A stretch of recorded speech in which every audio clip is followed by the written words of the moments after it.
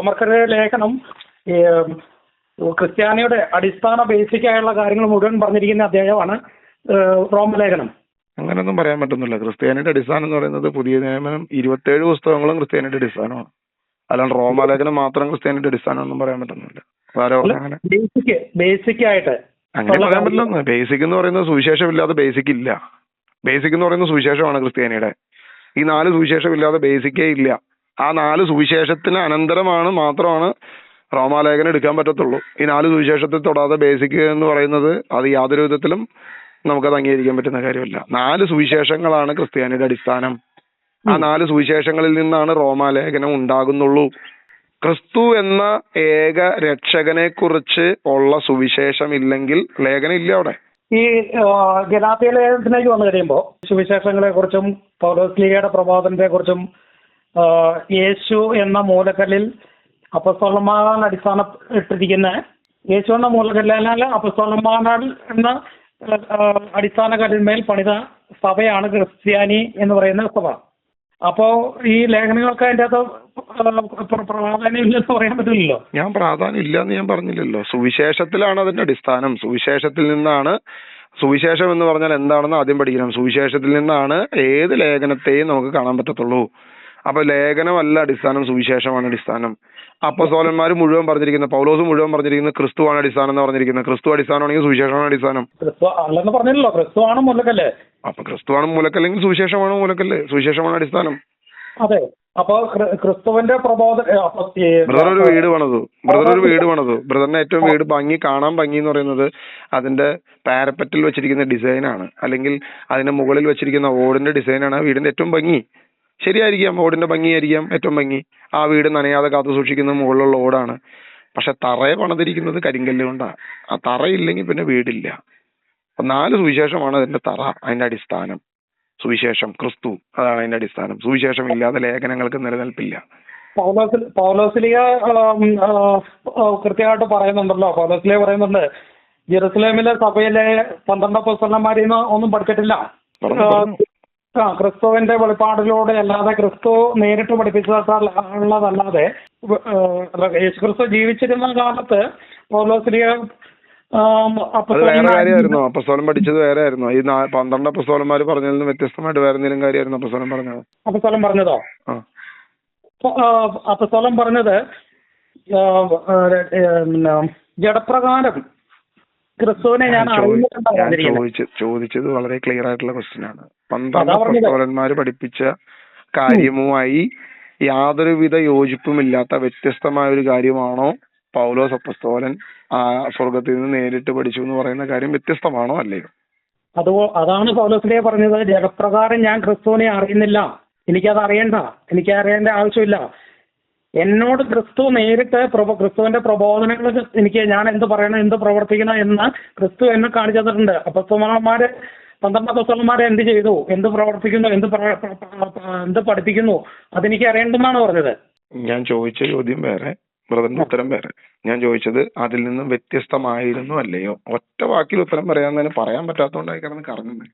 അല്ല, ഞാൻ പറയാൻ പറ്റാതെ തന്നെ യേശുക്രിസ്തു പഠിപ്പിച്ച കാര്യങ്ങള് ആണ് പൗലോസ്ലീഹ പറഞ്ഞതും പ്രവർത്തിച്ചതും മൊത്തം. എന്ത് യേശുക്രിസ്തു പറയാൻ പറഞ്ഞോ, എന്ത് ചെയ്യാൻ പറഞ്ഞോ, അതാണ് ചെയ്തത്. ഞാൻ ചോദിച്ചത് വളരെ ക്ലിയർ ആണ്. 12 അപ്പസ്തോലന്മാര് പഠിപ്പിച്ച കാര്യത്തിൽ നിന്നും വ്യത്യസ്തമായ, പൂർണ്ണമായും അതിൽ നിന്ന് വ്യത്യസ്തമായ ഒരു സുവിശേഷമാണോ പൗലോസ് അപ്പസ്തോലൻ പഠിപ്പിച്ചത്? ബ്രദർ പറഞ്ഞ് ഈ 12 അപ്പസ്തോലന്മാരിൽ നിന്ന് ഞാനൊന്നും പഠിച്ചിട്ടില്ല എന്ന് പൗലോസിന്റെ ഒരു സ്റ്റേറ്റ്മെന്റ് എടുത്തു. അതുകൊണ്ടാണ് ഞാൻ ചോദിച്ചത്. അപ്പൊ അത് രണ്ട് സുവിശേഷമായിരുന്നു എന്നുള്ളതാണ് എന്റെ ക്വസ്റ്റ്യൻ. അതിന്റെ ബാക്കി ഞാൻ പറയാം. ഗലാത്യ ലേഖനത്തിന്റെ അകത്ത് 2-ാം അധ്യായം 1 മുതൽ 10 വരെയുള്ള വാക്യം അതിന്റെ കൃത്യമായ ഉത്തരം. അത് പിന്നീട് 14 വർഷത്തിന് ശേഷം ബർന്നബാസിനോട് കൂടെ ഞാൻ വീണ്ടും ജെറുസലേമിലേക്ക് പോയി. തീത്തോസിനെയും കൂടെ കൊണ്ടുപോയിരുന്നു. ഒരു വെളിപാടനുസരിച്ചാണ് ഞാൻ പോയത്. അവിടുത്തെ പ്രധാനികളുടെ മുൻപിൽ ഞാൻ വിജാതിയുടെ ഇടയിൽ പ്രസംഗിക്കുന്ന സുവിശേഷം സ്വകാര്യമായി അവതരിപ്പിച്ചു. ഇത് ഞാൻ ഓടിയതും വ്യർത്ഥമാകാതിരിക്കാൻ വേണ്ടിയായിരുന്നു. എന്നോട് കൂടെ ഉണ്ടായിരുന്ന തീത്തോസും ഒരു ഗ്രീക്കുകാരനായിരുന്നിട്ടും പരിച്ഛേദനത്തിന് നിർണ്ണയിക്കപ്പെട്ടില്ല. എന്നാൽ യേശുക്രിസ്തുവിലുള്ള ഞങ്ങളുടെ സ്വാതന്ത്ര്യത്തെ ചൂഷണം ചെയ്ത് ഞങ്ങളെ അടിമത്തത്തിലേക്ക് കൊണ്ടുചെന്നെത്തിക്കുന്നതിന് വ്യാജ സഹോദരന്മാർ രഹസ്യത്തിൽ കടന്നുകൂടി. ഞങ്ങൾ അവർക്ക് നിമിഷ നേരത്തേക്ക് പോലും വശപ്പെട്ടില്ല. അത് സുവിശേഷത്തിന്റെ സത്യത്തിൽ നിങ്ങൾക്കായി നിലനിർത്തേണ്ടതിനാണ്. തങ്ങൾ എന്തോ ആണെന്ന് ഭാവിക്കുന്ന അവരിൽ നിന്നും എനിക്ക് കൂടുതലായി ഒന്നും ലഭിച്ചില്ല. അവർ എന്താണെന്ന് ഞാൻ ഗൗനിക്കുന്നേ ഇല്ല. ദൈവം മുഖം നോക്കുന്നവനല്ലോ. പരിച്ഛേദർക്കുള്ള സുവിശേഷം പത്രോസിന് എന്ന പോലെ അപരിച്ഛേദർക്കുള്ള സുവിശേഷം എനിക്ക് നൽകപ്പെട്ടിരിക്കുന്നു എന്ന് അവർ മനസ്സിലാക്കി. എന്തെന്നാൽ പരിച്ഛേദർക്കുള്ള പ്രേക്ഷിതത്വം പത്രോസിലൂടെ നിറവേറ്റുന്നവൻ തന്നെ വിജാതിയർക്ക് വേണ്ടി എന്നിലൂടെ പ്രവർത്തിക്കുന്നു. നേതൃസ്തംഭങ്ങളായി ഗണിക്കപ്പെട്ടിരുന്ന യാക്കോബും കേപ്പായും യോഹന്നാനും ദൈവത്തിന്റെ കൃപ എനിക്ക് ലഭിച്ചിരിക്കുന്നു എന്നാണ്ട് തങ്ങളുടെ കൂട്ടായ്മയുടെ വലതുകരം എനിക്ക് ഭരണവാസന നീട്ടി തന്നു. അങ്ങനെ വിജാതിയരുടെ അടുത്തേക്ക് ഞങ്ങളും പരിച്ഛേദരുടെ അടുത്തേക്ക് അവരും പോകാൻ തീരുമാനമായി. പാവങ്ങളെ പറ്റി ചിന്ത വേണമെന്ന് മാത്രമാണ് ഞങ്ങളോട് അവർ ആവശ്യപ്പെട്ടത്. അത് തന്നെയാണ് അതിന്റെ തീവ്രമായ താല്പര്യം. അപ്പോ ഈ 12 ശിഷ്യ അപ്പോസ്തലന്മാരും പൗലോസും തമ്മിലുള്ള വ്യത്യാസം എന്താണെന്നുള്ള അവിടെ കൃത്യമായിട്ട് എഴുതിയിട്ടില്ലേ? ഇല്ല ഇല്ലേ? ഇല്ല, എനിക്ക് മനസ്സിലായില്ല. ബ്രദർ വ്യാഖ്യാനിച്ചു പറഞ്ഞു. പരിച്ഛേദന എന്ന് പറയുന്നത് ആരാണ്? യഹൂദരെ സംബന്ധിച്ച് യഹൂദർ മാത്രമാണല്ലോ അപ്പോസ്തല പ്രവർത്തികളിൽ അല്ല ഈ സുവിശേഷത്തില് ആ പരിച്ഛേദന എന്ന് പറയുന്നത് യഹൂദരാണ്. അപ്പൊ യഹൂദരോടുള്ള സുവിശേഷം ഈ 12 അപ്പോസ്തലന്മാരും പരിച്ഛേദരുടെ അടുത്തുള്ള സുവിശേഷം, അതായത് ജാതികളോടുള്ള സുവിശേഷം പൗലോസ് അപ്പോസ്തലനും ചെയ്യട്ടെ എന്ന് അവരും സമ്മതിച്ചു. ഇത് രണ്ട് സുവിശേഷമാണോ എന്റെ ചോദ്യം? അവര് പ്രസംഗിച്ചത് എന്താണ്? ക്രൂശിലൂടെയുള്ള രക്ഷയല്ല ഈ 12 ശിഷ്യന്മാരും പ്രസംഗിച്ചത്. ക്രൂശിലൂടെയുള്ള രക്ഷയല്ല പ്രസംഗിച്ചത്. പിന്നെന്തായിരുന്നു? യേശുക്രിസ്തു മരിച്ച ഉയർത്തെഴുന്നേറ്റെന്നിൽ വിശ്വസിക്കുന്നതിലൂടെ നിങ്ങൾക്ക് സ്വർഗരാജ്യം കിട്ടുമെന്നാണോ 12 അപ്പോസ്തലന്മാർ പഠിപ്പിച്ചത്? പിന്നെന്തായിരുന്നു? യേശുക്രിസ്തുവിന്റെ ക്രൂശ് അല്ല പ്രസംഗിച്ചത്. പിന്നെന്തായിരുന്നു? അവര് പ്രസംഗിച്ചത് ദൈവരാജ്യത്തെ കുറിച്ചാണ്. എന്ത്? ഏത് രാജ്യത്തെ കുറിച്ച്? സ്വർഗരാജ്യം സമീപിച്ചിരിക്കുന്നു. അപ്പോസ്തല പ്രവർത്തികള് 21-ാം അധ്യായത്തില്. അപ്പോസ്തല പ്രവൃത്തി 21 അതിനു മുമ്പ് അധ്യായങ്ങളുണ്ടല്ലോ. അപ്പോസ്തല പ്രവൃത്തി ആദ്യം 2-ാം അധ്യായം 23-ാം വാക്യം മുതൽ വായിക്കാം. അവൻ ദൈവത്തിന്റെ നിശ്ചയ പദ്ധതിയും പൂർണ്ണ ജ്ഞാനവും അനുസരിച്ച് നിങ്ങളുടെ കൈകളിൽ ഏൽപ്പിക്കപ്പെട്ടു. അധർമ്മികളുടെ കൈകളാൽ അവനെ നിങ്ങൾ കുരിശിൽ തറച്ചു കൊന്നു. എന്നാൽ ദൈവം അവനെ മൃത്യുപാശത്തിൽ നിന്ന് വിമുക്തനാക്കി ഉയർപ്പിച്ചു. കാരണം അവൻ മരണത്തിന്റെ പിടിയിൽ കഴിയുക അസാധ്യമായിരുന്നു. ഇത് കുരിശിനെ കുറിച്ചല്ല അപ്പോസ്തലൻ പത്രോസ് പ്രസംഗിച്ചത് എന്നുള്ളത് നിങ്ങൾക്ക് പറയാൻ ധൈര്യമുണ്ടോ? ഈ കുരിശിലൂടെയുള്ള രക്ഷയെ കുറിച്ച് എവിടെയെങ്കിലും പത്രോസോ അല്ലെങ്കിൽ യാക്കോബോ യോഹന്നാനോ അല്ലെങ്കിൽ 12 ശിഷ്യന്മാരോ പ്രസംഗിച്ചതായിട്ട് എവിടെയെങ്കിലും രേഖപ്പെടുത്തിയിട്ട്? ഞാൻ ഈ വായിച്ചത് പിന്നെന്തുവാ ബ്രദർ? എന്താ കേട്ടെ?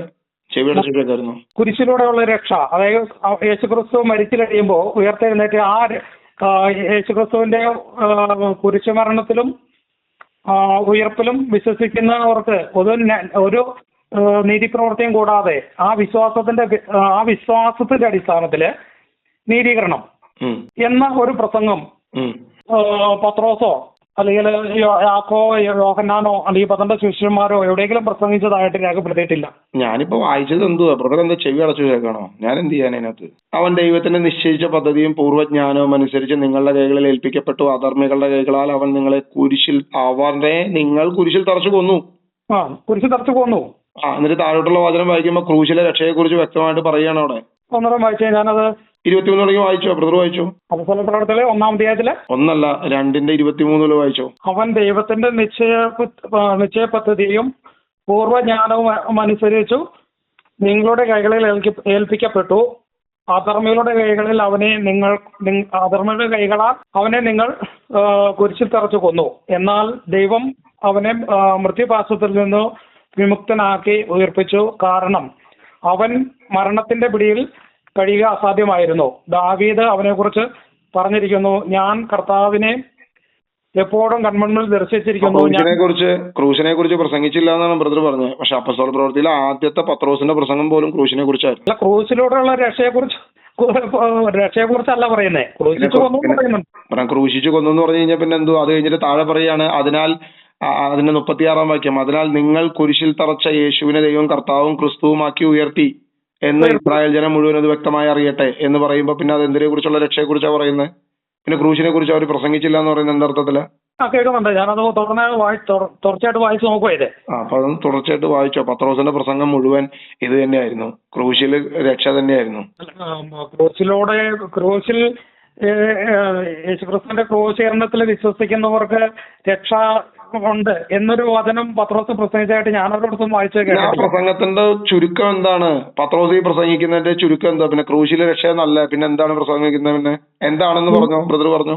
നിങ്ങൾ ക്രൂശിച്ച് കൊന്ന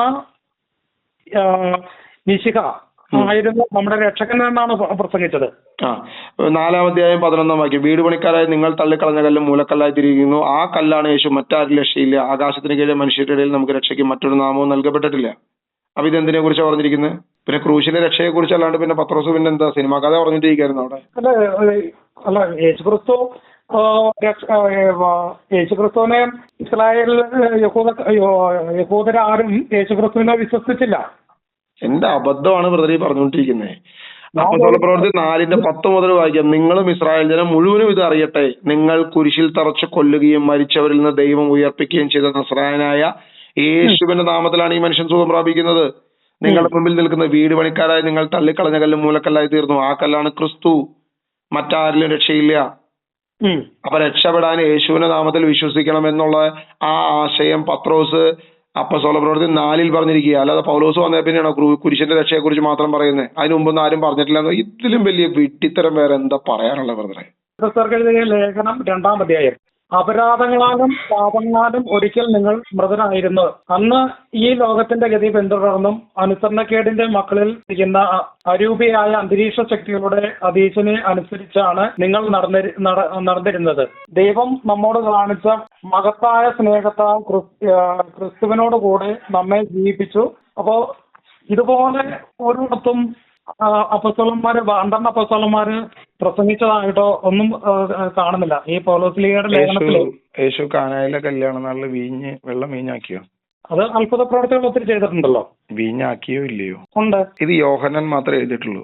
മത്തായി, മർക്കോസ്, ലൂക്കോസ് എഴുതിയിട്ടില്ല. അപ്പൊ എനിക്ക് തോന്നുന്നു അത് ഇല്ലാന്ന് തോന്നുന്നു. അത് യോഹന്നാന് മാത്രം വെളിപ്പെട്ട കാര്യമായിരിക്കും. വേറെ ആരും അത് കണ്ടിട്ടുണ്ടാവില്ല. കാരണം വേറെ ആരും അത് എഴുതിയിട്ടില്ല. 4 സുവിശേഷകന്മാര് എഴുതിയിരിക്കുന്ന കാര്യങ്ങളിൽ ചിലര് എഴുതിയ ഒരു കാര്യം തന്നെ 4 പേര് എഴുതിയതിൽ വ്യത്യാസങ്ങളുണ്ട്.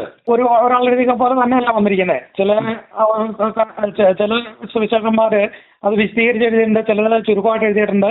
കാല് കഴുകൽ ശുശ്രൂഷയെ കുറിച്ച്, അതായത് കാല് കഴുകി എന്നുള്ള സംഭവം യോഹന്നാൻ മാത്രമേ എഴുതിയിട്ടുള്ളൂ. എനിക്ക് തോന്നുന്നു വേറെ ആരും എഴുതിയിട്ടില്ല. അപ്പൊ അങ്ങനെയാണെന്നുണ്ടെങ്കിൽ അതില്ല. അത് യോഹന്നാന് മാത്രം വെളിപ്പെട്ട കാര്യമാണ്. എന്ന് ഞാൻ പറഞ്ഞില്ല. നിക്കദേമോസുമായിട്ടുള്ള കോൺവെർസേഷൻ യോഹന്നാൻ മാത്രമേ എഴുതിയിട്ടുള്ളൂ. അത് വേറെ ആരും എഴുതിയിട്ടില്ല. അപ്പൊ എനിക്ക് തോന്നുന്നു അത് നുണ എഴുതിയേക്കുന്ന യോഹന്നാൻ. മത്തായി, മർക്കോസ്, ലൂക്കോസ് അത് എഴുതിയിട്ടില്ല.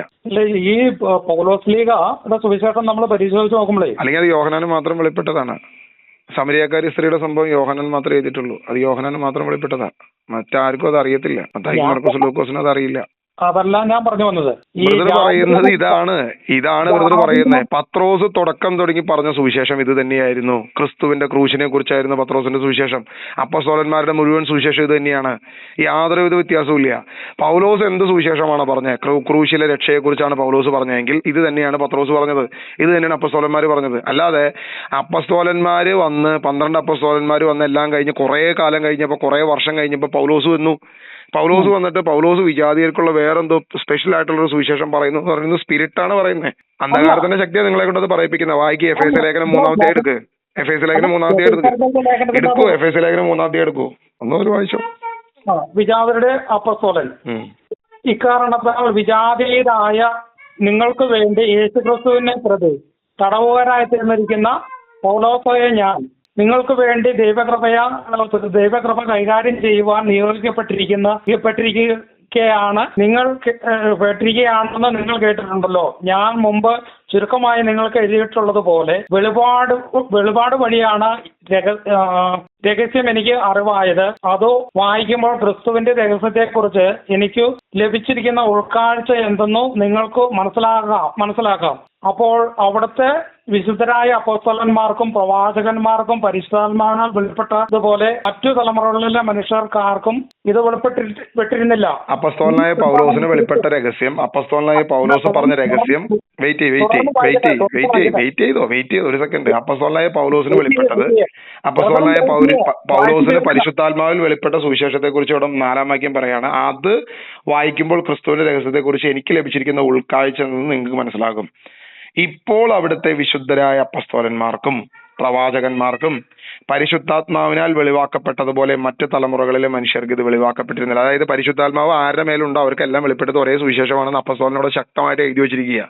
അവിടെയാണ് നിങ്ങൾ പറയുന്ന പരിശുദ്ധാത്മാവിനെതിരെയുള്ള ഭാവമാണ് നിങ്ങൾ ഈ പറഞ്ഞുകൊണ്ടിരിക്കുന്നത്. പരിശുദ്ധാത്മാവ് വെളിപ്പെടുത്തിയത് ഒറ്റ സുവിശേഷമാണെന്ന് അപ്പസ്തോലൻ പരിശുദ്ധാത്മാവിനാൽ ഈ പറയുന്ന അപ്പസ്തോലന്മാർക്കും സുവിശേഷകർക്കും വെളിപ്പെട്ട പോലെ പഴയ നിയമത്തിന്റെ കാലഘട്ടത്തിൽ ആർക്കും വെളിപ്പെട്ടിട്ടില്ല എന്ന് പറയുമ്പോൾ നിങ്ങൾ പറയുന്നത് പത്രോസിനും വെളിപ്പെട്ടിട്ടില്ല എന്ന് പറയുന്നത്. അല്ലെന്ന് അതിന്റെ തുടർന്നുള്ള വായിച്ചോ. ഈ വെളിപാടനുസരിച്ച് വിജാതിയർ കൂട്ടവാസികളും ഒരേ ശരീരത്തിന്റെ അംഗങ്ങളും സുവിശേഷത്തിലൂടെ യേശു ക്രിസ്തുവിന്റെ വാഗ്ദാനത്തിന്റെ ഭാഗവാക്കുകളുമാണ്. ദൈവത്തിന്റെ കൃപാവരത്താൽ ഞാൻ ഈ സുവിശേഷത്തിന്റെ ശുശ്രൂഷകനായി അവിടുത്തെ ശക്തിയുടെ പ്രവർത്തനങ്ങളുടെ ഫലമായിട്ടത്രേ എനിക്ക് ഈ കൃപാവരം നൽകപ്പെട്ടത്. വിജാതിയരോട് ക്രിസ്തുവിന്റെ ദുർഗ്രഹമായ സമ്പന്നതയെക്കുറിച്ച് പ്രസംഗിക്കാനും സകലത്തിന്റെയും സൃഷ്ടാവായ ദൈവത്തിൽ യുഗങ്ങളോളം നിഗൂഢമായി സ്ഥിതി ചെയ്തിരുന്ന രഹസ്യത്തിന്റെ പ്രവർത്തനം എല്ലാവർക്കും വ്യക്തമാക്കി കൊടുക്കുന്നതിന് ഉതകുന്ന വരം വിശുദ്ധരിൽ ഏറ്റവും നിസ്സാരനായി എനിക്ക് നൽകപ്പെട്ടു. അപ്പൊ അവിടെ പൗലോസിലെ പറയുന്നുണ്ടല്ലോ, വിജാതിയരോട് സുവിശേഷം പറയാനായിട്ട് ദൈവത്താൽ തെരഞ്ഞെടുത്ത അപ്പസ്തോലനാണ് പൗലോസ്. വെയിറ്റ് അങ്ങനെയല്ലല്ലോ. ഇപ്പൊ ലാസ്റ്റ് വായിച്ച വാക്യം ഒന്നൊരു വായിച്ചേ. വിജാതിയരോട് ക്രിസ്തുവിന്റെ ദുർഗ്രഹമായ സമ്പന്നതയെക്കുറിച്ച് പ്രസംഗിക്കാനും സകലത്തിന്റെയും സൃഷ്ടാവായ ദൈവത്തിൽ യുഗങ്ങളോളം നിഗൂഢമായി സ്ഥിതി ചെയ്തിരുന്ന രഹസ്യം. അപ്പം ദൈവത്തിൽ നിഗൂഢമായിട്ട് സ്ഥിതി ചെയ്തിരുന്ന രഹസ്യം അപ്പസ്തോലനായ പൗലോസിന് വെളിപ്പെട്ട് കിട്ടിയെന്ന് അപ്പസ്തോലൻ തന്നെ പറയുന്നു. മുഴുവൻ വായിക്കുക ബ്രദറെ, എന്തിനാ ഈ മുറിച്ചിട്ട് വായിക്കണേ? അങ്ങനെ മുഴുവനോട് വായിക്കുക. എന്തിനാ ഈ ഉടായ്പ കളിക്കുന്നത്? ഊടായ്പാണോ? ഞാൻ മുഴുവൻ വായിക്കി. എന്റെ കയ്യിൽ നിന്നൊന്നും എടുത്തിട്ടതല്ല. ആണ്, നിങ്ങളുടെ കയ്യിൽ നിന്ന് എടുത്തിട്ടു. അതുകൊണ്ടാണ് ഞാൻ പറഞ്ഞത് മുഴുവൻ വായിക്കാൻ. അതെ, ഞാൻ വിട്ടുപോയി. ഏറ്റവും നിസ്സാരനായ എനിക്ക് നൽകപ്പെട്ടു. അപ്പൊ ഒമ്പതാമത്തെ എനിക്കും നൽകപ്പെട്ടു എന്നല്ലേ പറഞ്ഞിരിക്കുന്നത്? എനിക്ക് മാത്രം നൽകപ്പെട്ടു എന്നാണ് പറഞ്ഞിരിക്കുന്നത്. എനിക്ക് നൽകപ്പെട്ടു എന്നാണ് എഴുതിയിരിക്കുന്നത്. അപ്പൊ എനിക്ക് മാത്രമാണോ നൽകപ്പെട്ടിരിക്കുന്നത്? എനിക്കും എന്നല്ല, എനിക്ക് മാത്രമാണോ നൽകപ്പെട്ടിരിക്കുന്നത്? അത് പറഞ്ഞോ. ഏകവചനം. അത് ഏകവചനമാണ്. അപ്പൊ മുകളില് ബ്രദർ 5-ാം വാക്യം വായിച്ചപ്പോ എന്താ പറഞ്ഞിരിക്കുന്നത്? എനിക്ക് നൽകപ്പെട്ടു. 5-ാം വാക്യം വായിച്ചിരിക്കുമ്പോ എന്താ പറഞ്ഞിരിക്കുന്നത്? 5-ാം വാക്യത്തിൽ എന്താ പറഞ്ഞിരിക്കുന്നത്? ഞാൻ ഇപ്പൊ വായിച്ച വാചകം പറഞ്ഞേ. 5-ാം വാക്യത്തിൽ എന്ത് പറഞ്ഞിട്ടാണ് തുടങ്ങിയത്? ഏത്? 3:5. ഈ മർമ്മം ആർക്കൊക്കെ വെളിപ്പെട്ടു എന്ന് പറഞ്ഞ അവിടെ? ഇപ്പോൾ അവിടുത്തെ വിശുദ്ധരായ അപ്പസ്തോലന്മാർക്കും പ്രവാചകന്മാർക്കും പരിശുദ്ധാത്മാവിനാൽ വെളിപ്പെട്ടതുപോലെ. അപ്പൊ ഇപ്പോൾ വെളിപ്പെട്ടതുപോലെ മറ്റു തലമുറകളിലെ മനുഷ്യർക്ക് ആർക്കും വെളിപ്പെട്ടിരുന്നില്ല. അപ്പൊ മറ്റു തലമുറകളിലെ ഇപ്പോൾ ആർക്കൊക്കെ വെളിപ്പെട്ടു? ഇപ്പൊ അപ്പസ്തോലന്മാർക്കും പ്രവാചകന്മാർക്കും വെളിപ്പെട്ടു. അപ്പൊ ബഹുവചനമുള്ളൂ, ഏകവചനമല്ലല്ലോ. അവിടെ ശരിയാണ്, അവിടെ വെളിപ്പെട്ടത് ബഹുവചനമാണ്. അപ്പൊ ആ പശ്ചാത്തലത്തില് എനിക്കും എന്ന് പറയുമ്പോ അപ്പൊ എനിക്കും നല്ല പറഞ്ഞിരിക്കുന്നത്. നിസാരനായ എനിക്ക് നൽകപ്പെട്ടു, നിസാരനായ എനിക്ക് വെളിപ്പെട്ടു എന്ന് പറയുമ്പോ അപ്പൊ എന്താണ് അവിടുത്തെ ആശയം? നിസാരനായ, അതായത് ബ്രദർ വെയിറ്റ് ചെയ്യൂ. അതായത് നമ്മളിപ്പോ ഒരു ആശയം പറയാണ്. ഇവിടെ എല്ലാവർക്കും ഒരു 5 ഏക്കർ വീതമുണ്ട്. ഇവിടെ എല്ലാവർക്കും ഇപ്പോ ഈ ഇടുക്കിയിൽ ഇവിടെ എന്റെ സഹോദരന്മാർക്കെല്ലാം 5 ഏക്കർ വീതമുണ്ട്. ഈ എളിയവനായ എനിക്ക് 5 ഏക്കർ ഉണ്ടെന്ന് പറഞ്ഞു കഴിഞ്ഞാൽ അത് എനിക്ക് മാത്രം 5 ഏക്കർ ഉണ്ടെന്നാണോ? അതെ, എല്ലാവർക്കും 5 ഏക്കർ ഉണ്ട്. എളിയവനായ എനിക്കൊരു 5 ഏക്കർ ഉണ്ട് എന്നാണോ അതിനകത്ത് ആശയം? എന്താണ് ആശയം ബ്രദർ പറഞ്ഞു? ഇവിടെ ഏകവചന എനിക്കെന്ന് പറഞ്ഞ പൗലോസിന് മാത്രമാണ് അവിടെ. ബ്രദർ മുകളിലുള്ള 5-ാമത്തെ വാക്യത്തിൽ എനിക്കെന്നല്ലെന്നേ, എല്ലാവർക്കും ഉണ്ടെന്നേ. അവൻ ബഹുവചനമാണെന്നേ. അപ്പൊ ആ ബഹുവചനത്തിന്റെ അടിസ്ഥാനത്തിൽ ബ്രദർ 10-ാം വാക്യം വായിക്കണം. അപ്പോ എളിയവനായ എനിക്ക് എന്ന് പറഞ്ഞു കഴിഞ്ഞാൽ എന്താണ് അതിനകത്ത് ആശയം വെക്കുന്നത്? അത് തുടർന്ന് വരുന്ന വാക്യം അല്ലെന്നേ, 5-ാമത്തെ വാക്യത്തിൽ അവിടെ വ്യക്തമായിട്ട് ബഹുവചനമാണ് പറഞ്ഞിരിക്കുന്നത്. 8-ാമത്തെ വാക്യത്തില് 9-ാമത്തെ വാക്യത്തില് അതുപോലെ തന്നെ വ്യക്തമായിട്ട് പറയുന്നുണ്ടല്ലോ, എനിക്ക് നൽകപ്പെട്ടിരിക്കുന്നു പറഞ്ഞിരിക്കുന്നത്. എനിക്ക് അപ്പൊ ആ 5-ാമത്തെ വാക്യം കഴിഞ്ഞ് താഴോട്ടാണല്ലോ 10-ാമത്തെ വാക്യം വരുന്നത്. അപ്പൊ 10-ാമത്തെ വാക്യം പറയുമ്പോ അത് എനിക്ക് മാത്രമെന്നല്ലല്ലോ, എനിക്ക് മാത്രമെന്നാണ് പറഞ്ഞെങ്കിൽ ബ്രദർ ഓക്കെ, ബ്രദർ പറഞ്ഞത് ശരിയാണ്. അങ്ങനെയല്ല, എനിക്കും എന്ന് പറയുമ്പോൾ അല്ലെങ്കിൽ എനിക്ക് എന്ന് ഏകവചനത്തിൽ പറഞ്ഞാലും അത് ഏറ്റവും എളിയവനായി എനിക്ക് എന്ന് പറയുമ്പോൾ 12 അപ്പസ്തോലന്മാരെ കൂടാതെ എനിക്കും വെളിപ്പെട്ടു എന്ന ആശയമാണ് അവിടെ കിടക്കുന്നത്. 12 അപ്പസ്തോലന്മാരാണ് ആ എളിയവൻ എന്ന വാക്ക് ഉപയോഗിക്കാനായിട്ട് പൗലോസിനെ പ്രേരിപ്പിച്ചത്. അല്ല, ഞാൻ പറഞ്ഞത് പൗലോസ് ആരെ കൺസിഡർ ചെയ്തിട്ടാണ് എളിയവൻ എന്ന് പറഞ്ഞത്? ബാക്കിയുള്ള അല്ല, ഈ ബാക്കിയുള്ള അപ്പസ്തലന്മാരെ ക്രിസ്തുവിന്റെ കൂടെ നടന്ന അപ്പസ്തലന്മാരെ ഹലോ പറഞ്ഞോ. അതിന്റെ 10ാമത്തെ വാക്യം. അല്ലെന്നേ 10ാമത്തെ വാക്യത്തിലേക്ക് പോകല്ലേ ബ്രദർ, അത് പറഞ്ഞിട്ട് പോയിക്കോ. അല്ല, ഞാനിപ്പോ വായിച്ച കാര്യത്തെ കുറിച്ചാണ് ഞാൻ പറഞ്ഞത്. വിജാതീയരോട് ക്രിസ്തുവിന്റെ ദുർഗഹമായ സമ്പന്നതയെക്കുറിച്ച് പ്രസംഗിക്കാനും സകലത്തിന്റെയും സൃഷ്ടാവായ ദൈവത്തിൽ യുഗങ്ങളോളം നിഗൂഢമായി സ്ഥിതി ചെയ്തിരുന്ന രഹസ്യത്തിന്റെ പ്രവർത്തനം എല്ലാവർക്കും വ്യക്തമാക്കി കൊടുക്കാൻ ഉതകുന്ന വരം വിശുദ്ധരിൽ ഏറ്റവും നിസ്സാരനായ എനിക്ക് നൽകപ്പെട്ടിരിക്കുന്നു. അപ്പൊ വിശുദ്ധരാരൊക്കെ എന്ന് ബ്രദർ പറയണം. വിശുദ്ധരിൽ ഏറ്റവും നിസ്സാരനായ ഞാൻ എന്ന് പൗലോസ് അപ്പോസ്തലൻ പറയുമ്പോൾ ആരാണ് ആ വിശുദ്ധര്?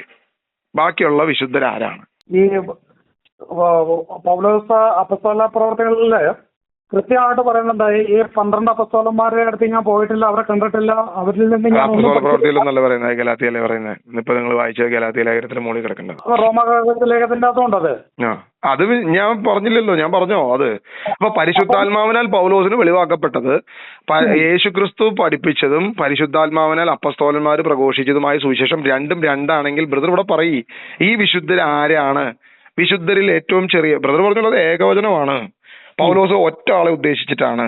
അപ്പൊ അവിടെ 9ാം വാക്യം വളരെ വ്യക്തമായിട്ട് പറയുന്നു, വിശുദ്ധരിൽ ഏറ്റവും നിസ്സാരനായ എനിക്ക് നൽകപ്പെട്ടു. അപ്പൊ വിശുദ്ധരാരൊക്കെ ബ്രദർ പറഞ്ഞോ? ഇപ്പൊ ഈ കൂട്ടത്തിൽ ഏറ്റവും എളിയവനായ എനിക്ക് നൽകപ്പെട്ടു എന്ന് പറയുമ്പോ ആ കൂട്ടം ആരൊക്കെയാണ് എന്ന് പറയൂ.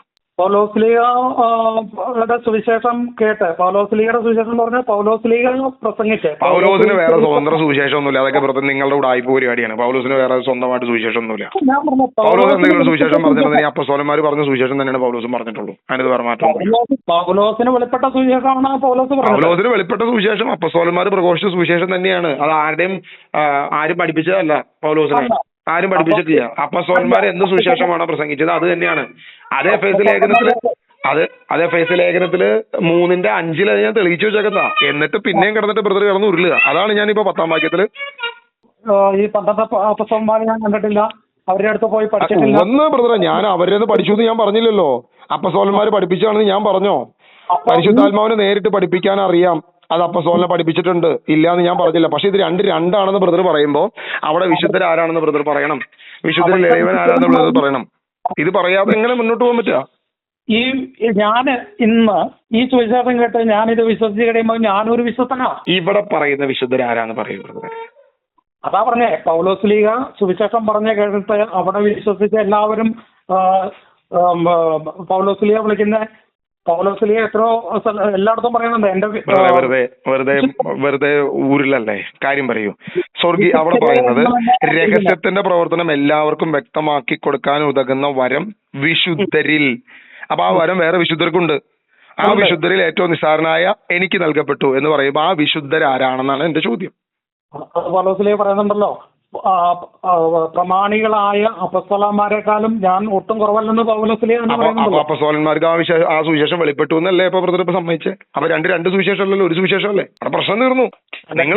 നിങ്ങൾ പറയുന്ന ക്രൂശിലെ രക്ഷ പത്രോസ് പ്രസംഗിച്ചിട്ടില്ല. പത്രോസ് പ്രസംഗിച്ചത് മുഴുവൻ ക്രൂശിലെ രക്ഷയാണ്. അതാ ഞാൻ പറഞ്ഞത്. യോഹന്നാന്റെ സുവിശേഷത്തിൽ സമരിയക്കാരി സ്ത്രീയെ കുറിച്ച് പറഞ്ഞിട്ടില്ല എന്ന് പറഞ്ഞ സമരിയക്കാരി സ്ത്രീ ഇല്ല എന്നല്ല, സമരിയക്കാരി സ്ത്രീ അവിടെ എണ്ണുണ്ട്. അതല്ലാതെ പൗലോസ് തന്റെ ലേഖനങ്ങളിൽ എഴുതിയിരിക്കുന്ന പത്രോസ് തന്റെ ലേഖനത്തിൽ കൃത്യമായിട്ട് ഇതേ കാര്യത്തിൽ തന്നെ കുറിച്ച് പറഞ്ഞിട്ടുണ്ടല്ലോ. പൗലോസിനെ വെച്ച് വെളിപ്പാടിനെ കുറിച്ച് പറഞ്ഞിട്ടുണ്ടല്ലോ. ഇതിന്റെ അകത്ത് പൗലോസ്ലീഗ ആവശ്യപ്പെട്ട കാര്യം പറഞ്ഞേ, വിജാതിയുടെ അപ്പസ്തോലൻ. 2 പത്രോസ് 3:14 മുതൽ വായിക്കാൻ പറ്റുമോ? രക്ഷാകരമാണെന്ന് കരുതിക്കൊള്ളുവിൻ. നമ്മുടെ പ്രിയപ്പെട്ട സഹോദരനായ പൗലോസ് തനിക്ക് ലഭിച്ച ജ്ഞാനമനുസരിച്ച് ഇക്കാര്യം തന്നെ നിങ്ങൾക്ക് എഴുതിയിട്ടുണ്ടല്ലോ. ഈ വിഷയത്തെ കുറിച്ച് പറയുമ്പോഴെല്ലാം ഇങ്ങനെ തന്നെയാണ് എല്ലാ ലേഖനങ്ങളിലും അവൻ എഴുതിയിരിക്കുന്നത്. മനസ്സിലാക്കാൻ വിഷമമുള്ള പല കാര്യങ്ങൾ അവയിലുണ്ട്. അറിവില്ലാത്തവരും ചഞ്ചലമനസ്കരുമായ ചിലർ മറ്റു വിശുദ്ധ ലിഖിതങ്ങളെ പോലെ അവയെ തങ്ങളുടെ നാശത്തിന് വളച്ചൊടിക്കുന്നു. ആകയാൽ പ്രിയപ്പെട്ടവരെ, ഇക്കാര്യം മുൻകൂട്ടി അറിഞ്ഞുള്ളവിൻ.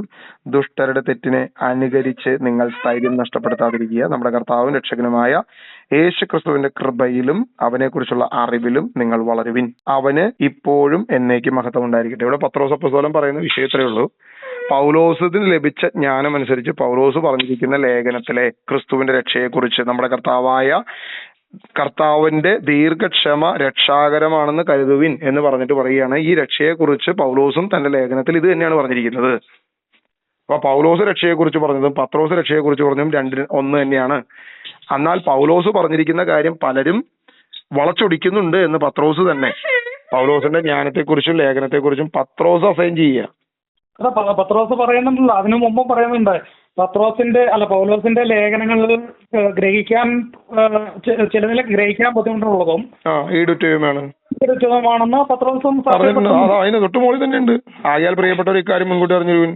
അപ്പൊ പൗലോസിന്റെ ജ്ഞാനം ക്രിസ്തുവിന്റെ രക്ഷയെ കുറിച്ചാണെന്നും പത്രോസ് ഇത് തന്നെയാണ് എഴുതിയിരിക്കുന്നതെന്നും പത്രോസ് തന്നെ അസൈൻ ചെയ്യാണ്. ഇനി പത്രോസ് അപ്പോസ്തല പ്രവൃത്തിയിൽ നിങ്ങൾ ഈ പറയുന്ന വിജാതീയരുടെ ഉള്ള സുവിശേഷം പറഞ്ഞത് ആദ്യം പറഞ്ഞത് പത്രോസ് തന്നെയാണ്.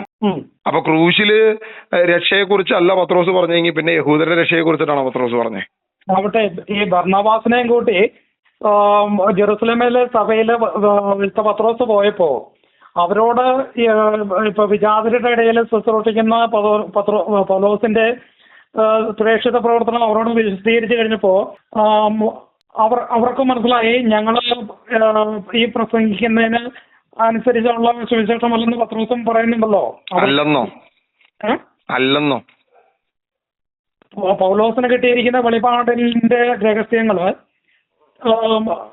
അതേ കാര്യങ്ങളല്ലല്ലോ പത്രോസ് ബാക്കി 12 അപ്പോസ്തലന്മാരും പ്രസംഗിച്ചത്. അതെവിടെയാ പറഞ്ഞിരിക്കുന്നത്? അങ്ങനെ രണ്ടാണെന്ന് എവിടെയാ പറഞ്ഞിരിക്കുന്നത്? പത്രോസ് ഓരോടത്തും തന്നെ പറഞ്ഞിട്ടില്ല നിങ്ങളുടെ പാപങ്ങൾക്ക് പരിഹാരം. ഓരോടത്തും പറഞ്ഞിട്ടില്ലെന്നേ. അദ്ദേഹം പറഞ്ഞ 3 സുവിശേഷത്തിലും സമരിയക്കാരി സ്ത്രീയെ കുറിച്ച് പറഞ്ഞിട്ടില്ല. അപ്പൊ സമരിയക്കാരി സ്ത്രീ ഇല്ലെന്നേ. അതന്നെ ഞാൻ പറഞ്ഞു. കാനായിലെ കല്യാണ നാളിൽ ഇല്ലെന്നേ. കാനായിലെ കല്യാണ നാളിൽ യോഹന്നാൻ നോണ എഴുതിയതാന്നേ. അത് യോഹന്നാന് മാത്രം വെളിപ്പെട്ടതാന്നേ. കാരണം അത് വേറെ ആരും എഴുതിയിട്ടില്ലല്ലോ. നിങ്ങളുടെ പാപങ്ങളുടെ പരിഹാരം മുട്ട് ന്യായം പറയല്ലേ. പൗലോസ് എഴുതിയത് പത്രോസ് എഴുതിയില്ല എന്ന് എങ്ങനെ പറയുക? പത്രോസ് ഇത് തന്നെ പ്രസംഗിച്ചെന്നുള്ളത് ഇവിടെ ഞാൻ പറഞ്ഞു, ഞാൻ വ്യക്തമാക്കി. എഫേസ്യ ലേഖനം 3:5, 3:10 വെച്ചിട്ട് അത് ക്ലിയർ ആണ്. 8 തുടങ്ങി 10 വരെയുള്ള വാക്യങ്ങൾ വെച്ചാൽ വളരെ ക്ലിയർ ആണ്. നിങ്ങളുടെ പാപങ്ങളുടെ പരിഹാരത്തിന് വേണ്ടിയാണ് യേശുക്രിസ്തു ക്രൂശിൽ മരിച്ചതെന്ന് പത്രോസ് ഓരോടത്തും പ്രസംഗിച്ചായിട്ട് രേഖപ്പെടുത്തിയിട്ടില്ലെന്ന് ഞാൻ പറഞ്ഞേ. പത്രോസിന്റെ എത്ര പ്രസംഗങ്ങൾ രേഖപ്പെടുത്തിയിട്ടുണ്ട്? പത്രോസിന്റെ എത്ര പ്രസംഗങ്ങൾ രേഖപ്പെടുത്തിയിട്ടുണ്ട്? പത്രോസിന് എത്ര പ്രസംഗം രേഖപ്പെടുത്തിയിട്ടുണ്ട് സുവിശേഷത്തില്, ലേഖന അപ്പോസ്തല പ്രവൃത്തിയില്? നിങ്ങൾ പത്രോസിന്റെ പിന്നാലെ നടക്കായിരുന്നോ? പത്രോസിന്റെ സുവിശേഷം മുഴുവൻ അല്ലെങ്കിൽ പത്രോസിന്റെ പ്രസംഗം മുഴുവൻ രേഖപ്പെടുത്താൻ നിങ്ങൾ പത്രോസിന്റെ പിന്നാലെ ഉണ്ടായിരുന്നോ? ബൈബിളിൽ എഴുതി വെച്ചിരിക്കുന്ന ഉണ്ടായിരുന്നോ ഇല്ലയോ ബ്രദറെ? ഉണ്ടായിരുന്നോ ഇല്ലയോ? ബൈബിള് വായിച്ചതിന്റെ ഞാൻ ചോദിക്കുന്നതിന് ഉത്തരം പറഞ്ഞു. ഉണ്ടായിരുന്നോ ഇല്ലയോ? ഉണ്ടായിരുന്നോ ഇല്ലയോ? ലൂക്ക ആരുടെ ശിഷ്യനായിരുന്നു? പൗലോസിന്റെ പ്രേക്ഷിത യാത്രയില് പൗലോസിന്റെ പ്രസംഗം അല്ലേ ലൂക്കയ്ക്ക് കൂടുതലായിട്ട് അറിയാവുന്നത്? അതല്ലേ അപ്പോസ്തല പ്രവൃത്തിയിലെ ലൂക്ക ദീർഘമായിട്ട് ആ കാര്യങ്ങൾ എഴുതി വെച്ചിരിക്കുന്നേ. അതെ. അപ്പൊ പത്രോസിന്റെ പ്രസംഗം നിങ്ങൾക്ക് അറിയോ വേറെ എന്തൊക്കെയാന്ന്? പത്രോസിന്റെ ലേഖനത്തിലുണ്ട്. പത്രോസിന്റെ ബാക്കിയുള്ള അപ്പൊ പത്രോസിന്റെ ലേഖനത്തിലും പത്രോസിന്റെ പ്രസംഗങ്ങളിലും പത്രോസിന്റെ ഇതിനകത്തും ക്രിസ്തുവിന്റെ ക്രൂശിനെ കുറിച്ച് അല്ലാതെ പത്രോസ് എന്താ പറഞ്ഞത്? ഞാനിപ്പോ അപ്പോസ്തല പ്രവൃത്തി 4-ാം അധ്യായം എടുത്തു, അപ്പോസ്തല പ്രവൃത്തി 2-ാം അധ്യായം എടുത്തു. ഇതൊന്നും അംഗീകരിക്കാൻ പറ്റത്തില്ല. എഫേസ്യ ലേഖനത്തിൽ പൗലോസ് അപ്പോസ്തലൻ പറഞ്ഞു അപ്പസ്തോലന്മാർക്ക് വെളിപ്പെട്ട് തന്നെയാണ് എനിക്ക് വെളിപ്പെട്ടതെന്ന് പറഞ്ഞ വാക്യം പറഞ്ഞു. അത് നിങ്ങൾക്ക് അംഗീകരിക്കാൻ പറ്റത്തില്ല. എന്നിട്ട് നിങ്ങൾ പറയണം പത്രോസ് വേറെയാണ് പൗലോസ് വേറെയാണ് പറഞ്ഞെന്ന് പറഞ്ഞോണ്ടിരിക്കുക. ജെറുസലേം സോനോദോസിലെ വിജാതിയരോട് ആദ്യം സുവിശേഷം പറഞ്ഞ ആരാണെന്നാ പത്രോസ് പറയുന്നത്? ഇക്കാര്യം പരിഗണിക്കുമ്പോൾ അപ്പസ്തോലന്മാരും ശ്രേഷ്ഠന്മാരും ഒരുമിച്ചുകൂടി വലിയ വാദപ്രതിവാദം നടന്നപ്പോൾ പത്രോസ് എഴുന്നേറ്റ് പറഞ്ഞു, സഹോദരന്മാരെ, വളരെ മുൻപ് തന്നെ ദൈവം നിങ്ങളുടെ ഇടയിൽ ഈ ഒരു തെരഞ്ഞെടുപ്പ് നടത്തുകയും വിജാതിയർ എന്റെ അധരങ്ങളിൽ നിന്ന് സുവിശേഷ വചനങ്ങൾ കേട്ട് വിശ്വസിക്കണമെന്ന് നിശ്ചയിക്കുകയും ചെയ്തു എന്ന് നിങ്ങൾക്കറിയാമല്ലോ. അപ്പൊ വിജാതിയരോട് സുവിശേഷം പ്രസംഗിക്കാൻ ആദ്യം തെരഞ്ഞെടുത്തത് ആരെയായിരുന്നു? കേൾക്കുന്നുണ്ടോ ബ്രദറെ? വിജാതിയരോട് സുവിശേഷം പ്രസംഗിക്കാൻ ആദ്യം ദൈവം തെരഞ്ഞെടുത്തത് ആരെയാണെന്നാണ് പത്രോസ് പറയുന്നത്. കൃത്യമായിട്ട് പറയുന്നുണ്ട്. വിജാതിയരോട് സുവിശേഷം പറയാൻ ദൈവം മുൻകൂട്ടി എന്നെ തെരഞ്ഞെടുത്തു. പത്രോസ് എഴുന്നേറ്റ് പറഞ്ഞു, സഹോദരന്മാരെ, വളരെ മുമ്പ് തന്നെ ദൈവം നിങ്ങളുടെ ഇടയിൽ ഒരു തെരഞ്ഞെടുപ്പ് നടത്തുകയും വിജാതിയർ എന്റെ അധരങ്ങളിൽ നിന്നും സുവിശേഷ വചനങ്ങൾ കേട്ട് വിശ്വസിക്കണമെന്ന് നിശ്ചയിക്കുകയും ചെയ്തു എന്ന് നിങ്ങൾക്കറിയാമല്ലോ. അപ്പൊ പത്രോസ് അവിടെ പറഞ്ഞ സുവിശേഷം എന്താണ്? യേശുവിന്റെ ക്രൂശ് അല്ലാതെ പിന്നെ എന്ത് സുവിശേഷം പറഞ്ഞാലാണ് ഈ വിജാതിയർ വിശ്വസിക്കുക? എന്താ അവർക്ക് മനസ്സിലാക്കാൻ പറ്റുക? യഹൂദരോടുള്ള സുവിശേഷം വേറെയും വിജാതിയരോടുള്ള സുവിശേഷം വേറെയാണല്ലോ. അപ്പൊ വിജാതിയർ അവിടെ സുവിശേഷം കേൾക്കണമെങ്കിൽ, കൊർന്നേലിയോസിന്റെ ഭവനത്തിൽ സുവിശേഷം കേട്ട് മനസ്സിലാക്കണമെങ്കിൽ എന്ത് സുവിശേഷമാണ് പത്രോസ് പറഞ്ഞത്? പത്രോസ് പറഞ്ഞു ദൈവം തെരഞ്ഞെടുത്തു എന്ന് പറഞ്ഞിരിക്കുന്നത് എന്നെ. വീണ്ടും അടുത്ത വാക്യം വായിച്ചു വേണമെന്നുണ്ടെങ്കിൽ, ഹൃദയങ്ങളെ അറിയുന്ന ദൈവം നമുക്കെന്ന പോലെ അവർക്കും പരിശുദ്ധാത്മാവിനെ നൽകിക്കൊണ്ട് അവരെ അംഗീകരിച്ചു.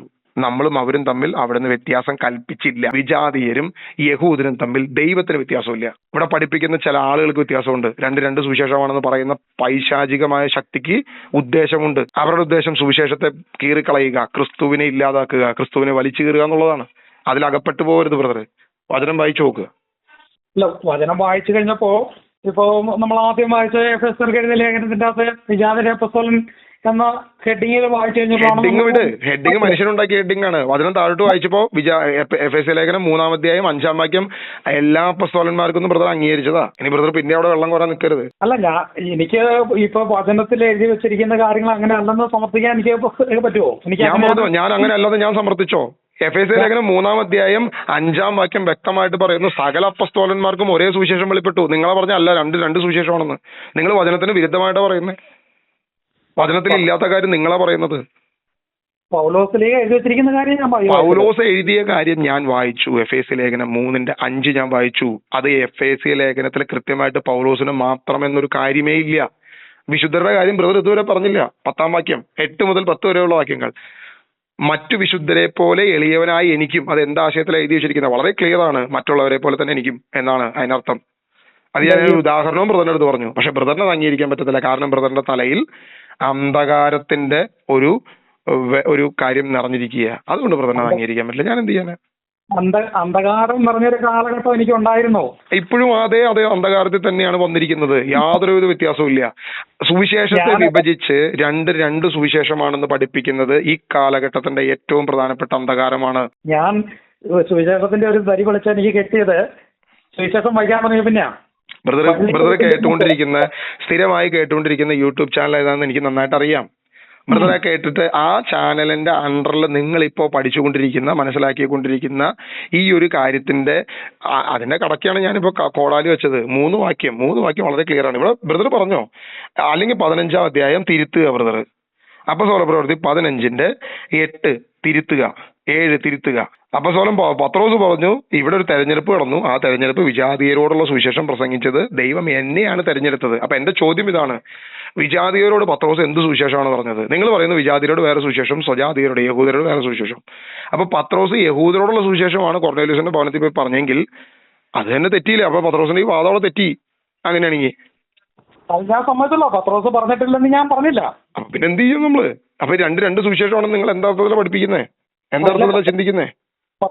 പത്രോസിനോട് കൊർന്നേലിയോസിന്റെ ഭവനത്തിലേക്ക് പോകാൻ പറഞ്ഞപ്പോൾ വിസമ്മതിച്ചു കഴിഞ്ഞപ്പോൾ തുപ്പട്ടി ഇറങ്ങി കൊടുത്ത് അതിന്റെ അകത്തുള്ള മൃഗങ്ങളെ എല്ലാം പഠിക്കാൻ പറഞ്ഞു. വിശുദ്ധമായത് ഞാനൊന്നും പഠിക്കില്ല. അത് ക്ലിയർ ആണെന്ന്. അത് ക്രിസ്ത്യാനിറ്റി എന്ന് പറയുന്ന ഒരു പ്രോഗ്രസീവ് റെവല്യൂഷൻ ആണെന്നുള്ളത് ഞാൻ കഴിഞ്ഞ തവണ പറഞ്ഞിരുന്നു. ഓരോ കാര്യങ്ങളെ കുറിച്ച് അവർക്ക് ബോധ്യം വന്നു തുടങ്ങുള്ളൂ. പരിശുദ്ധാത്മാവ് എന്ന് പറയുമ്പോൾ സത്യത്തിന്റെ പൂർണ്ണതയിലേക്ക് അവർ നയിക്കപ്പെടുന്നേ ഉള്ളൂ. ആ സത്യത്തിന്റെ പൂർണ്ണത പത്രോസിലും അപ്പസ്തോലന്മാരായ പൗലോസിനും എല്ലാവർക്കും ലഭിച്ചത് ഒരേ കാര്യം തന്നെയാണെന്നുള്ളത് എഫേസ്യ ലേഖനം 3:5 വ്യക്തമായിട്ട് പറഞ്ഞു. ഇപ്പോൾ മുൻപ് പ്രവാചകന്മാർക്ക് വെളിപ്പെടാത്ത കാര്യം, പഴയ നിയമ പ്രവാചകന്മാർക്ക് വെളിപ്പെടാത്ത കാര്യം, പൂർവ്വപിതാക്കന്മാർക്ക് വെളിപ്പെടാത്ത കാര്യം പരിശുദ്ധാത്മാവ് എല്ലാവർക്കും വെളിപ്പെടുത്തി. അതും ബ്രദർ വായിച്ചതാ 3:5. അത് വേണമെങ്കിൽ സത്യവേദപുസ്തകത്തിൽ വായിക്കാം. ഈ മർമ്മം ഇപ്പോൾ അവന്റെ വിശുദ്ധ അപ്പസ്തോലന്മാർക്കും പ്രവാചകന്മാർക്കും ആത്മാവിൽ വെളിപ്പെട്ടതുപോലെ പൂർവ്വകാലങ്ങളിൽ മനുഷ്യർക്ക് വെളിപ്പെട്ടിരുന്നില്ല. സത്യവേദപുസ്തകം വായിക്കുമ്പോൾ ആ മർമ്മം എന്നാ പറഞ്ഞിരിക്കുന്നത്. ഏത്? നിങ്ങൾ ഈ പറയുന്ന വിജാതീയരോടുള്ള മർമ്മം അവന്റെ വിശുദ്ധ അപ്പസ്തോലന്മാർക്കും പ്രവാചകന്മാർക്കും ആത്മാവിൽ വെളിപ്പെട്ടതുപോലെ പൂർവ്വകാലങ്ങളിൽ ആർക്കും വെളിപ്പെട്ടിട്ടില്ല. എന്ന് വെച്ചാൽ പഴയ നിയമ സുവിശേഷത്തിൽ ആർക്കും വെളിപ്പെടാത്ത, പഴയ നിയമ കാലഘട്ടത്തിൽ ആർക്കും വെളിപ്പെടാത്ത കാര്യം, പൂർവ്വകാലത്ത് ആർക്കും വെളിപ്പെടാത്ത മർമ്മം ഇപ്പോൾ അവന്റെ വിശുദ്ധ അപ്പസ്തോലന്മാർക്കും പ്രവാചകന്മാർക്കും പരിശുദ്ധാത്മാവിനാൽ വെളിപ്പെട്ടു എന്ന് പൗലോസാണ് പറഞ്ഞിരിക്കുന്നത്. അതേ കാര്യം തന്നെ പൗലോസിന് എളിയവനായ എനിക്കും വെളിപ്പെട്ടു എന്ന് പൗലോസ് പറഞ്ഞു. നിങ്ങൾ പറയുന്നു പക്ഷെ രണ്ടാണ് വെളിപ്പെട്ടതെന്ന് പറയുന്നു. അല്ല, ഈ എഫേസ്യർക്കെഴുതിയ ലേഖനത്തിന്റെ അത് 3-ാം അധ്യായത്തിന്റെ തുടക്കത്തിൽ തന്നെ പറയുവാണ്, ഇക്കാരണത്താൽ വിജാതീയരായ നിങ്ങൾക്ക് വേണ്ടി യേശുക്രിസ്തുവിനെ പ്രതി തടവുകാരനായി തീർന്നിരിക്കുന്ന പൗലോസായ ഞാൻ നിങ്ങൾക്ക് വേണ്ടി ദൈവകൃപ കൈകാര്യം ചെയ്യുവാൻ നിയോഗിക്കപ്പെട്ടിരിക്കുകയാണ്. നിങ്ങൾ കേട്ടിട്ടുണ്ടല്ലോ, ഞാൻ മുമ്പ് ചുരുക്കമായി നിങ്ങൾക്ക് എഴുതിയിട്ടുള്ള പോലെ വെളിപാട് കുറിച്ചാണ് എനിക്ക് കിട്ടിയിരിക്കുന്നത്. അതെ, എന്താ പ്രശ്നം? പരിശുദ്ധാത്മാവാണ് ഞങ്ങൾക്ക് വെളിപ്പെടുത്തിയത്. എന്താ പ്രശ്നം? അപ്പൊ അതിന്റെ അകത്ത് തന്നെ പറയുന്നുണ്ടല്ലോ. എന്ത് പറയുന്നു? അതിന്റെ അകത്ത് പത്രോസ് പറയുന്നുണ്ട്, പരിച്ഛേദരുടെ ഇടയിലുള്ള സുവിശേഷം ഞങ്ങൾക്കും അപരിച്ഛേദരുടെ ഇടയിലുള്ള സുവിശേഷം പൗലോസിനും പൗലോസിന്റെ കൂടെയുള്ള ശിഷ്യന്മാരും കൈകാര്യം ചെയ്താണെന്ന് പത്രോസ് വരെയും പറഞ്ഞിരിക്കുന്നത്. വളരെ സിമ്പിൾ ആയിട്ട് ചോദിക്കാം. ഇടുക്കിയിൽ ബ്രദർ സുവിശേഷം പറയുക, ഇടുക്കിക്ക് പുറത്തുള്ള സ്ഥലങ്ങളിലേക്ക് ഞാൻ പോകാം എന്ന് ഞാൻ ബ്രദറിനോട് പറഞ്ഞു കഴിഞ്ഞാൽ അതിന്റെ അർത്ഥം നിങ്ങൾ ഇടുക്കി പറയുന്ന കാര്യമൊന്നും ഞാൻ ഇടുക്കിക്ക് പുറത്ത് പറയുന്ന മറ്റ് എറണാകുളത്ത് ഞാൻ പറയുന്ന കാര്യം രണ്ടാണെന്നുള്ളൊരു അർത്ഥം ഉണ്ടോ അതിനകത്ത്? ഉണ്ടോ ബ്രദറെ? പറയ്. ഇത് അങ്ങനെയില്ല. അപ്പൊ ജെറുസലേമിലെ യഹൂദരുടെ ഇടയിലേക്ക് എന്റെ സുവിശേഷം എന്ന് പറയുമ്പോൾ അത് വേറെ സുവിശേഷവും, വിജാതിയുടെ ഇടയിലേക്ക് ഞാൻ പറയുന്ന സുവിശേഷം അത് വേറെ സുവിശേഷം എന്നൊരു അർത്ഥം അതിനകത്തില്ല. അങ്ങനെ അർത്ഥം ഉണ്ടായിരുന്നെങ്കിൽ അതേ അധ്യായത്തിൽ തന്നെ 3-ാമത്തെ വാക്യത്തിൽ പറഞ്ഞിരിക്കുന്ന കാര്യം തെറ്റാകണം. അതേ അധ്യായത്തിൽ തന്നെ 8, 9, 10 വാക്യത്തിൽ പറഞ്ഞിരിക്കുന്ന കാര്യം മറ്റു വിശുദ്ധ അപ്പോസ്തലന്മാരെ കുറിച്ച് പറഞ്ഞിരിക്കുക. ഇത് ഒരു സ്ഥലത്തും നിങ്ങൾക്ക് കൊണ്ടുപോയി സ്ഥാപിക്കാൻ പറ്റാത്ത വിഷയമാണത്. നിങ്ങൾ ഈ പറഞ്ഞുകൊണ്ടിരിക്കുന്നത് യാതൊരു സ്ഥലത്തും നിങ്ങൾക്ക് കൊണ്ടുപോയി സ്ഥാപിച്ച് രക്ഷപ്പെടാൻ പറ്റാത്തൊരു വിഷയമാണത്. ഇതിന്റെ പ്രശ്നം ഇത് അന്ത്യകാലത്ത് വെളിപ്പെട്ടു എന്ന് പറയുന്ന രഹസ്യത്തിൽ പഠിപ്പിക്കുന്ന ചില തിന്മയാണ്. അവിടെ ഞാൻ പറഞ്ഞ 2 സുവിശേഷം എന്ന് പറഞ്ഞാൽ ക്രിസ്തുവിന്റെ സുവിശേഷത്തെ ഇല്ലാതെയാക്കി നിങ്ങൾ. അല്ല, കൃപയുടെ സുവിശേഷം എന്ന് പറഞ്ഞാൽ പൗലോസ്ലീഹ മാത്രമല്ലേ അത് പ്രസംഗിച്ചിരുന്നത്, കൃപയുടെ സുവിശേഷം. എന്റെ പൊന്നു ബ്രദറെ, ഇത് തന്നെയാണ് അപ്പസ്തോലന്മാരെല്ലാം പ്രസംഗിച്ചിരിക്കുന്നത്. ഈ വചനാണ് പറയുന്നത്, ഞാനല്ലല്ലോ പറഞ്ഞത്. പരിശുദ്ധാത്മാവ് എല്ലാവർക്കും വെളിപ്പെട്ടത് ഒരുപോലെയാണെന്നുള്ളത് വചനം പറഞ്ഞു കഴിഞ്ഞപ്പോൾ പിന്നെ എനിക്ക് പറയാൻ പറ്റുമോ പൗലോസ് വേറെയാണ് പത്രോസ് വേറെയാണെന്ന്? നിങ്ങൾ വേണമെങ്കിൽ പറഞ്ഞോ, അതിനുള്ളത് വാങ്ങിച്ചും പിടിച്ചോ, എനിക്ക് വേണ്ട. എനിക്ക് അതിനകത്ത് യാതൊരു ഉത്തരവാദിത്വമില്ല. ബ്രദർ എന്താന്ന് വെച്ചാ പറഞ്ഞോ. വചനം പറഞ്ഞിരിക്കുന്നത് പറയാൻ എനിക്കറിയത്തുള്ളൂ. ഇപ്പൊ നമ്മൾ എഫേസിലെ അപ്പസ്തോല പ്രവൃത്തി 15 ബാക്കിയും കൂടി ഒന്ന് വായിക്കാൻ വേണമെന്നുണ്ടെങ്കിൽ, നമ്മളും അവരും തമ്മിൽ അവിടുന്ന് വ്യത്യാസം കൽപ്പിച്ചിട്ടില്ല.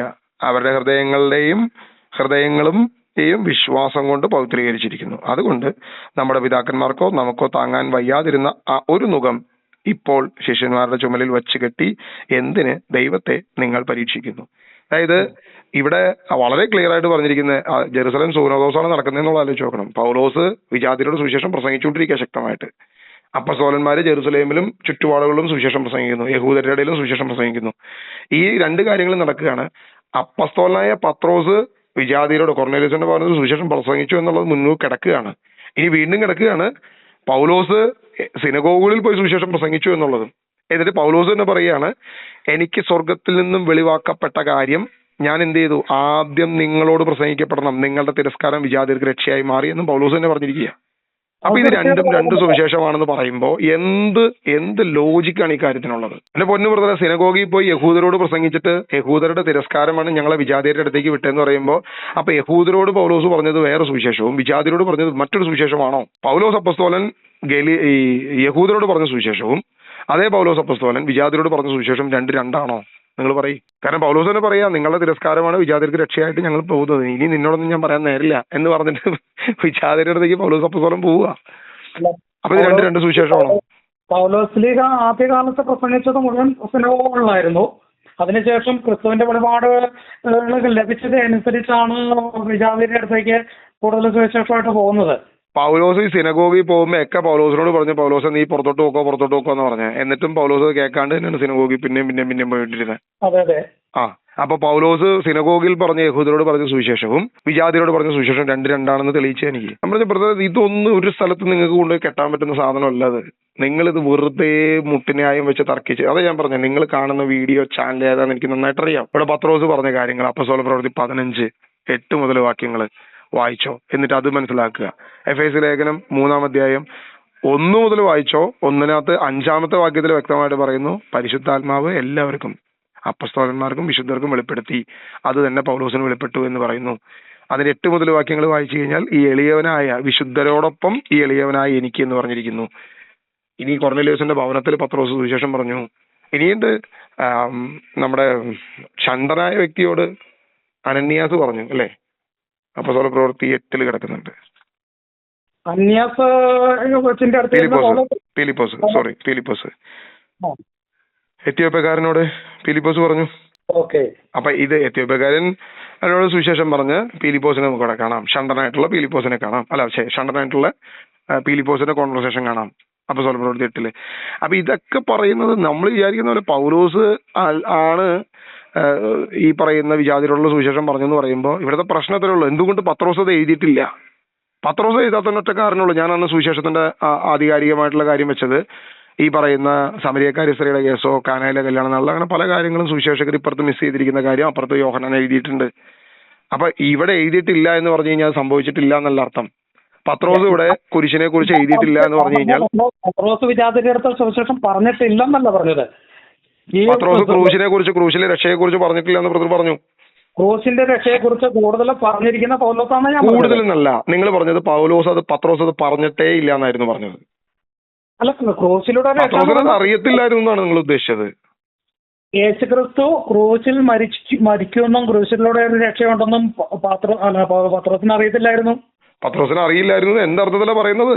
നിങ്ങൾ പറയുന്ന പത്രോസിന്റെ പ്രസംഗങ്ങൾ ഇല്ല എന്ന അർത്ഥത്തിലാണ്. ഞാനതാ പറഞ്ഞത്. അപ്പസ്തോല പ്രവർത്തനത്തിന്റെ ചരിത്രം നിങ്ങളൊന്ന് പോയി പഠിക്കുക. അപ്പസ്തോല പ്രവർത്തനത്തിന്റെ ചരിത്രം പഠിക്കാതെ നിങ്ങൾ ഇത് മനസ്സിലാവത്തില്ല നിങ്ങൾക്ക്. അപ്പസ്തോല പ്രവർത്തനത്തിന്റെ ചരിത്രം വ്യക്തമായിട്ട് പറയുന്ന കാര്യമുണ്ട്. 1 മുതൽ 9 വരെ അധ്യായങ്ങളിൽ നമ്മൾ കാണുമ്പോൾ പൗലോസ് എന്നൊരു വ്യക്തി അവിടെ ഇല്ല. 9-ാം അധ്യായത്തിലാണ് പൗലോസ് അവിടെ വരുന്നത് സാവൂളായിട്ട്. സാവൂൾ അവിടെ വന്നതിന് ശേഷം പിന്നീട് ലൂക്കയാണ് ഈ അപ്പസ്തോല പ്രവൃത്തി എഴുതുന്നത്. ലൂക്ക പൗലോസിന്റെ പ്രേക്ഷിത യാത്രകളിൽ പൗലോസിനോട് കൂടെ ഉണ്ടായിരുന്നവനാണെന്ന് കൃത്യമായിട്ട് ആ അപ്പസ്തോല പ്രവൃത്തി വ്യക്തമാക്കുന്നുണ്ട്. അപ്പൊ പത്രോസിന്റെ പ്രസംഗത്തിന്റെ പിന്നാലെ ലൂക്ക പോയിട്ടില്ല. ലൂക്കയ്ക്ക് അറിയാവുന്ന കാര്യങ്ങൾ മാത്രം എഴുതി പോകുന്നു, താഴോട്ട് എഴുതി പോകുന്നു. അപ്പൊ വേറെ കുറെ ചരിത്രങ്ങളുണ്ട് പത്രോസിന്റെ സുവിശേഷത്തെക്കുറിച്ചും പത്രോസിന്റെ ലേഖനത്തെക്കുറിച്ചും പത്രോസിന്റെ സുവിശേഷ പ്രസംഗങ്ങളെക്കുറിച്ചുള്ള വേറെ ചരിത്ര പുസ്തകങ്ങളുണ്ട്. അപ്പൊ നിങ്ങൾ പറയാണ് പത്രോസിന് അത് അറിയില്ലായിരുന്നു എന്ന് പറയുന്നത് ശുദ്ധ മണ്ടത്തരമാണ്. അത് തന്നെ ഞാൻ പറഞ്ഞത്. അങ്ങനെയാണെങ്കിൽ മത്തായിക്കോ മർക്കോസിനോ ലൂക്കോസിനോ നിക്കോദേമോസിനെ കുറിച്ച് അറിയില്ലായിരുന്നു, സമരിയക്കാരി സ്ത്രീയെ കുറിച്ച് അറിയില്ലായിരുന്നു, കാനായിലെ കല്യാണ നാളിൽ വീഞ്ഞാക്കിയ കാര്യം അറിയില്ലായിരുന്നു നിങ്ങൾ പറയണം. കാരണം അവരാരും ചെയ്തിട്ടില്ല. പത്രോസിന് പത്രോസിന്റെ ആദ്യകാല പ്രസംഗങ്ങളിൽ ഒന്നും ക്രൂശിന്റെ കുറ്റത്തെ കുറിച്ച് പ്രസംഗിച്ചില്ല. പിന്നീട് വെളിപാടുകളിലൂടെ ഞാൻ അപ്പസ്തോല പ്രവൃത്തി 2-ാം അധ്യായത്തിലെ ആദ്യത്തെ പത്രോസിന്റെ പ്രസംഗത്തിൽ ഞാൻ കുരിശെടുത്ത് വെച്ചു. അപ്പസ്തോല പ്രവൃത്തി 2-ാം അധ്യായം വെച്ചു, 4-ാം അധ്യായം വെച്ചു. നിങ്ങൾ ക്രൂശിച്ചു വന്ന കർത്താവായ യേശുക്രിസ്തുവിന്റെ നാമത്തിലല്ലാതെ മറ്റാരും രക്ഷയില്ല എന്ന് പറയുമ്പോൾ പിന്നെ എന്താണ് അവിടെ അർത്ഥമാക്കുന്നത്? ക്രൂശിന്റെ രക്ഷയല്ലാതെ പിന്നെ എന്ത് കാര്യമാണ് പത്രോസ് അവിടെ പറയുന്നത്? കാൽവരിയിലെ ക്രൂശിലെ രക്ഷയല്ലാതെ പിന്നെ പത്രോസിന്റെ പ്രസംഗം പിന്നെ എന്തുവാണ് അതിനകത്ത് ഉദ്ദേശിക്കുന്നത്? നിങ്ങൾ ക്രൂശിച്ചു കൊന്ന നിശ്ചയാണ് നമ്മുടെ യഹൂദന്മാരുടെ രക്ഷയ്ക്കായിട്ട് വന്നേ ക്രിസ്തുവിനെയാണ് നിങ്ങൾ ക്രൂശിച്ചു കൊന്നാണ് പത്രോസ് പ്രസംഗിക്കുന്നത്. നിങ്ങൾ ക്രൂശിച്ചു കൊന്ന ക്രിസ്തുവിലാണ് രക്ഷ, അവന്റെ നാമത്തിലാണ് രക്ഷയുള്ളൂ, മറ്റു ആരിലും രക്ഷയില്ല എന്ന് പറയുമ്പോ പിന്നെ എന്താണ്? എന്റെ പൊന്നു ബ്രദർ, ആദ്യം നിങ്ങളൊരു കാര്യം മനസ്സിലാക്കുക. സുവിശേഷത്തിൽ യേശു പറഞ്ഞു എന്നിൽ വിശ്വസിക്കുക. യോഹന്നാന്റെ സുവിശേഷം എത്രയോ പ്രാവശ്യം പറഞ്ഞിരിക്കുന്നു എന്നിൽ വിശ്വസിക്കുക. അപ്പൊ യോഹന്നാൻ ഈ ബോധ്യം ഇല്ലാത്തതുകൊണ്ടാണോ യേശുവിൽ വിശ്വാസത്തിലൂടെ രക്ഷ എന്നുള്ള ബോധ്യം യോഹന്നാൻ ഇല്ലേ? യോഹന്നാൻ ഇല്ലാത്ത യോഹന്നാനാണോ ഈ മുഴുവൻ എഴുതി വെച്ചിരിക്കുന്നത് യേശുവിന്റെ പ്രസംഗത്തെ കുറിച്ച്? 3-ാം അധ്യായം 36-ാം വാക്യം 37-ാം വാക്യം ഒക്കെ എഴുതിയിരിക്കുന്നത് യോഹന്നാൻ എന്താ എഴുതിയിരിക്കുന്നത്? ഒരു കാര്യം പറയുമ്പോൾ ആരെങ്കിലും പറയുന്നത് കേട്ടിട്ട് നിങ്ങൾ അതൊക്കെ വിശ്വസിക്കുന്നുണ്ടല്ലോ, കഷ്ടമുണ്ട് സത്യം പറഞ്ഞാൽ.